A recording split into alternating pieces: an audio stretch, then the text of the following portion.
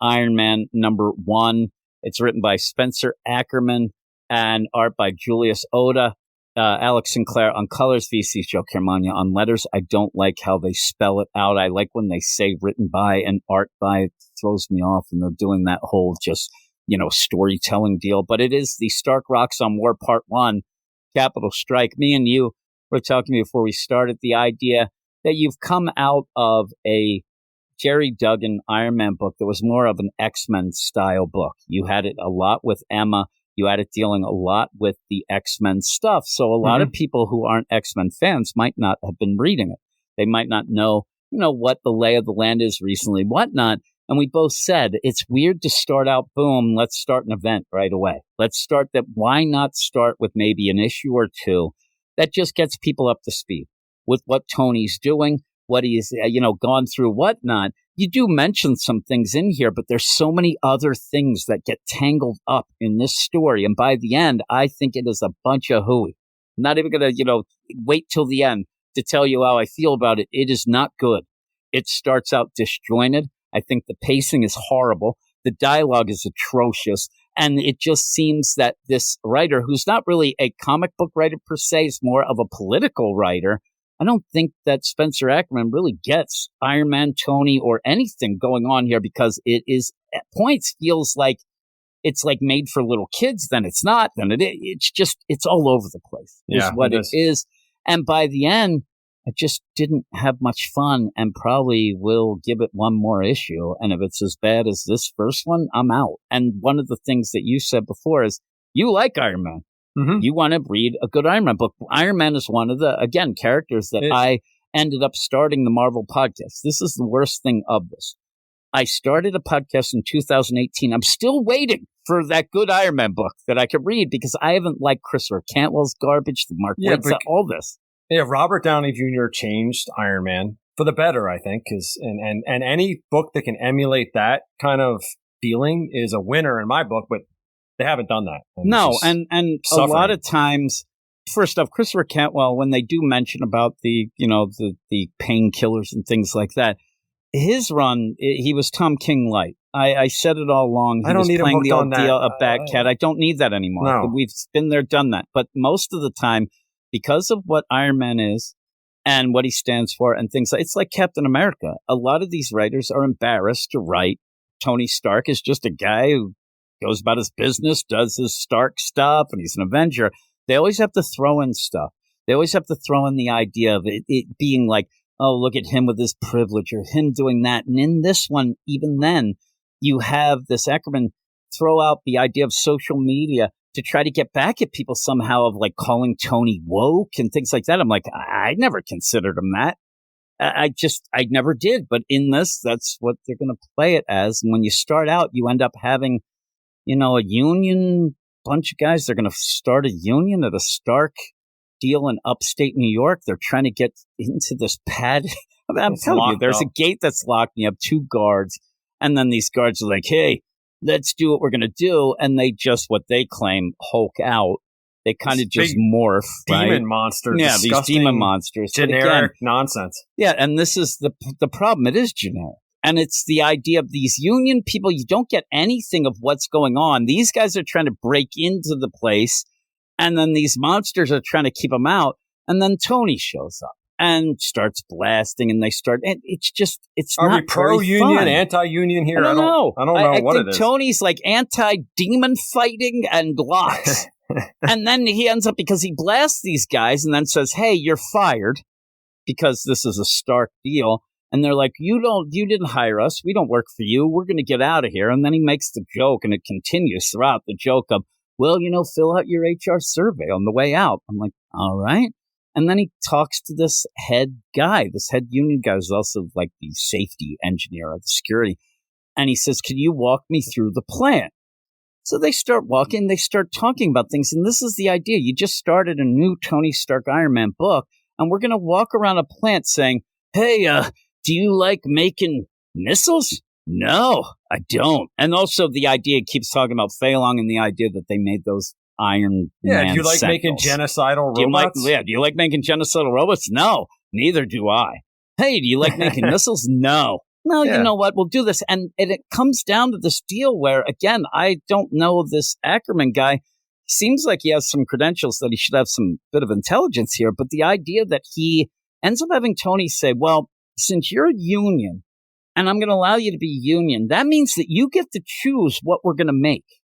And I'm telling you, this guy's like, oh, that's cool. I want to make chocolate bars. And well, we're going to have to rework some things then. Like the idea, like, just imagine that. You're at a Hershey factory. Yeah, I want you to dress up like Willy Wonka. And They make the Hershey factory. I go in and I'm like, I'm head of the union. I think we should make scooters.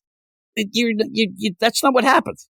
You end up where, like, we need more breaks. We need a pay raise. We want a cost of living expense deal. Like all that. That's fine. But the idea that Tony's like, oh, well, we'll make whatever you want, and that'll be cool. I'll go talk to people about it. And then starts flying away, and his suit just conks out. And in this, I guess you're supposed to have this play of it. Almost feels like he's like falling to earth while you have these pigeons or these doves, like it's some symbolism type deal. These birds flying, and man wasn't. So I don't get it. And he just falls, and now he's in the hospital. And for the rest of the issue, he keeps complaining about how he was in the hospital. Not only is he in the hospital, he looks like that actor? He looks bad. You know when they lose a lot of weight for like a role or something, like Matthew McConaughey. Matthew McConaughey. It's like Christian Bale in The Machinist, where he lost like 800 pounds. Though it does look like this would be Keanu Reeves losing weight. That's who he kind of looks like. This dude is so freaking skinny. Look at him. Yeah. So look at those little pin arms. Weeks later, looks like he's been there for like 10 years. So then in that, you end up having him get a call. He's in the middle of rehabbing, and he gets a call. Oh, no, I don't want to miss the first board meeting. I think they might understand. We were in an accident. He almost died. And he shows up to the board meeting in his in this like ratty old tank top. He doesn't leave the suit on. And nobody says anything. He goes in, and this is where you just get people thrown at you. He goes in, he's like, hey, nice to meet you. And it's Jack Koenig Jr. His daddy was Secretary of Defense when I was Director of S.H.I.E.L.D. We didn't get along. I'm guessing he blames me for his dad's death. Hey, what's happening there? And then just more and more people just show up. Yeah, the second one, Melinda May, is from the S.H.I.E.L.D. TV show. I don't think she's ever been in a comic before. So she just shows up, and he's like, oh, man, AIM Scientist Supreme. And they're like, oh, Dr. Rappaccini. And then get May. And what's happening? And then he's just there. All this then ends up being is, oh, by the way, you're not going to own your company anymore. It's another corporate takeover, which I've seen always is 20 times. I mean, everybody wants to do this idea. And it's to the point, and this is where I want to say, you're right. Because when people write Batman now at DC, it's like, I want to write him where he doesn't have money and does. We've seen that. How about this? How about we get an Iron Man who everything's going pretty cool? I would love that. He's running, Stark Industries. He has some things and maybe he's has helping out the Avengers. He's doing stuff in space, whatever it is. And all of a sudden, there is, one of his big villains shows up and he fights them. I mean, how crazy is that? The idea that everything's going smooth until it gets attacked, right? And then he fights back. Not just... Everybody has to do this like real life deal of, oh man, now in this, again, you have at the back, Spencer Ackerman talks about the idea, we wanted to set him at square one. And like, I'm sick of that. This is lower than square one. Yeah, and I'm sick of that. Every run is that. He talks about it. He's like, he's bragging that we're going to push him down twice. He fell from the sky and then we're taking this. I'm like, don't need it. No. And then while it's going on, he even starts talking to himself about, I can't really do those painkillers anymore because what Christopher Cantwell did. They point out all these things going. So then he goes back and again, he just like gets mad that Stark Industries is going to be taken over and Roxxon is part of this partnership and all this going on. So he throws stuff against the wall, almost cursed there. And then he just sits there and goes through, some social media where people are talking crap on him and calling him woke. You're saying he's just sitting there? He's sitting on a mattress. Like, what is he even sitting on? What's he doing here? It's like a destroyed thing that he did. Like a drug den or something. Yeah, really. It does. It looks pretty bad. But then he's like, here's like some of the things that, again, why do we want to read this? Where it's like, yo, security cam footage of Iron Lib. I didn't read any of those things. I passed. Oh, it's the worst. I never read the shout outs from social media. Yeah. And then they're like, hey, so DEI fell out of the sky. So it's, get woke, go bro. It's just nonsense. I don't need this. What is DEI? Yeah, she says DEI. What is that? Fell out of the sky. That's that deal where, people are hired for diversity. Diversity hires. Oh my God. I don't actually know the exact terminology for it. I think everybody else doesn't. Like, how could you not know that? That becomes a big deal. I don't need to know that. I don't think. It's the idea where Iron Man is Sadsack Iron Man sitting on this weird man and he's fighting back at people online, because then you get the only thing dropping Iron Man faster than me is gravity, Tiger Pack, supplements, Tiger mentality. It's like, I'm going to get back at that guy. Who are you again? Who am I? Come and find out. And then there's an explosion. And then Tony goes over, and the big thing is, oh man, somebody's laundromat got blown up because of me. And he's this is the biggest thing in this, which is sad if you own the laundromat, but it's Tony Stark putting out a fire in a laundromat.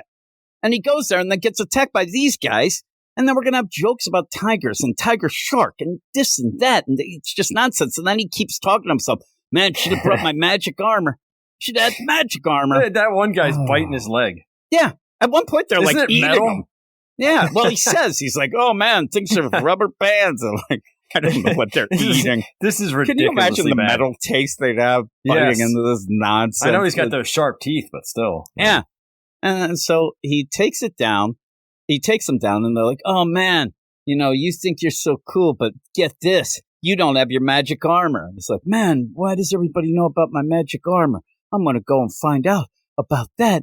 And then he goes to his warehouse where he had it, and there's those two jerk-offs from earlier. Yeah. The Tweedledee guards. and Tweedledum here again. Yeah, I'm like, what is happening here? What is happening? I hate these guys. They're like round 3. Yeah. And then they start fighting. They're generic. They look like they're Blood Hunt rejects, kind of. Yeah, actually, they do. Like I mean, up steroid keep going versions. Then.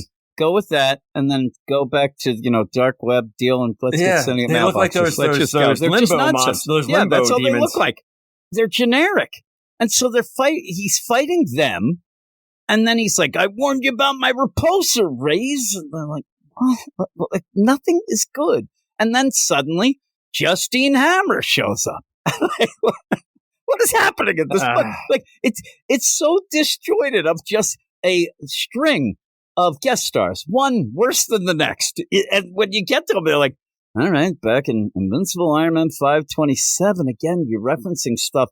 Make this something that people can jump on and enjoy. No references. And make it all readable. New. Yeah, make it readable at first. Don't include anything that Ruben cared about. Just start fresh. Yes, no Ruben allowed. So you end up where these yucks, they're going to walk away in each other's arms. And then you end up where Tony's like, well, I'm going to get my Mysterium armor. There's mention of Emma, just a wink of, oh, this was your, wife's, girlfriend's, but I guess that didn't work out. Justine Armor then presses a button and she has the Ironmonger suit on. Doesn't look that cool. And you said you should have an Iron Man, should have an Iron Man.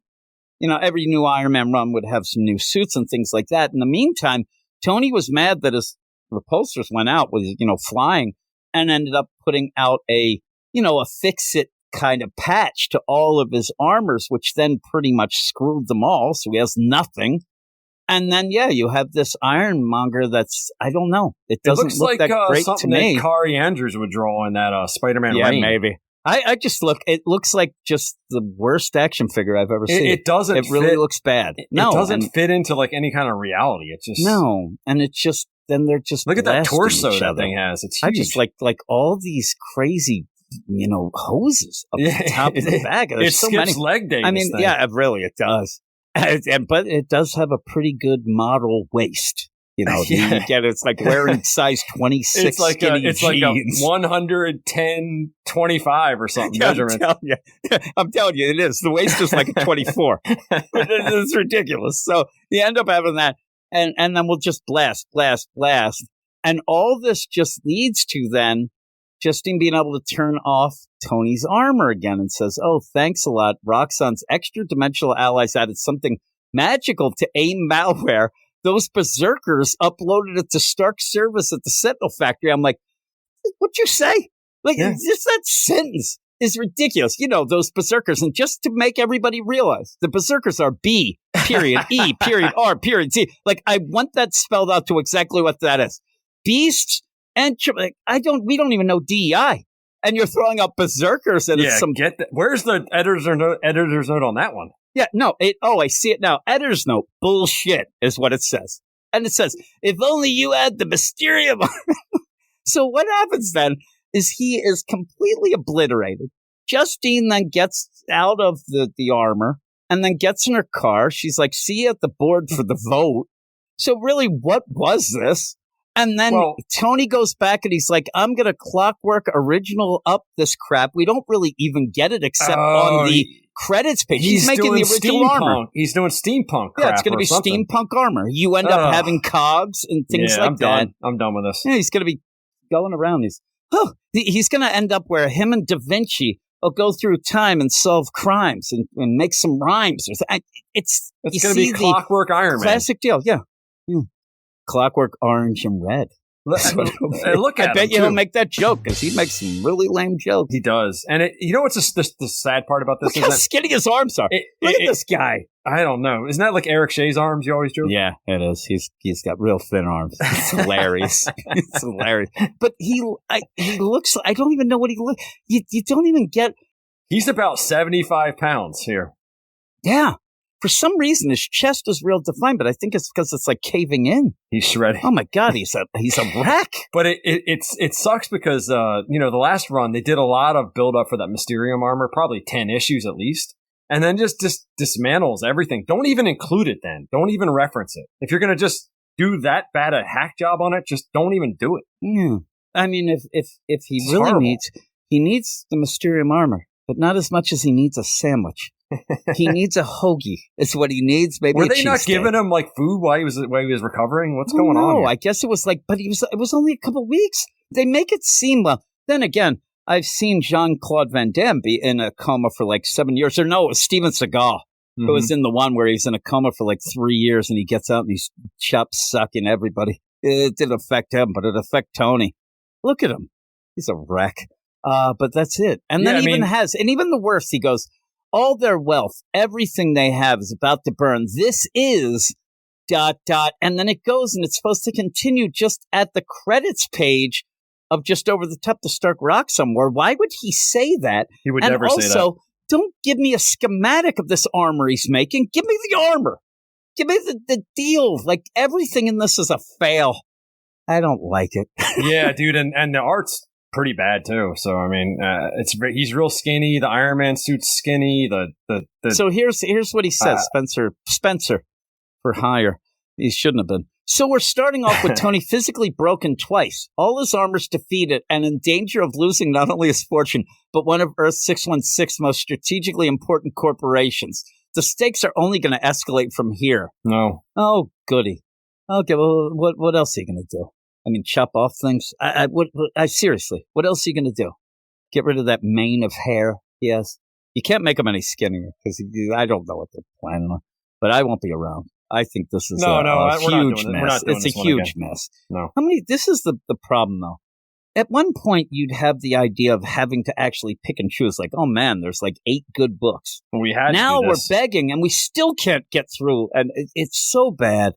What would you give it? Iron Man #1 comes out, dude. It should be the #1 book of the month, sales-wise. It should be exciting. Yeah, it should be something where everybody reads it and they're like, "Holy crap, this is great." You, yeah, I don't have it queued.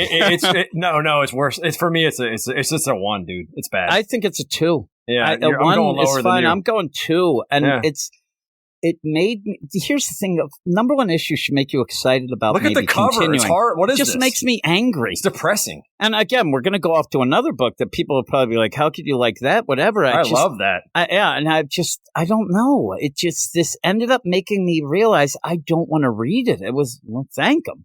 I'll thank Spencer Ackerman. One less thing we have to worry about, I guess. Yeah.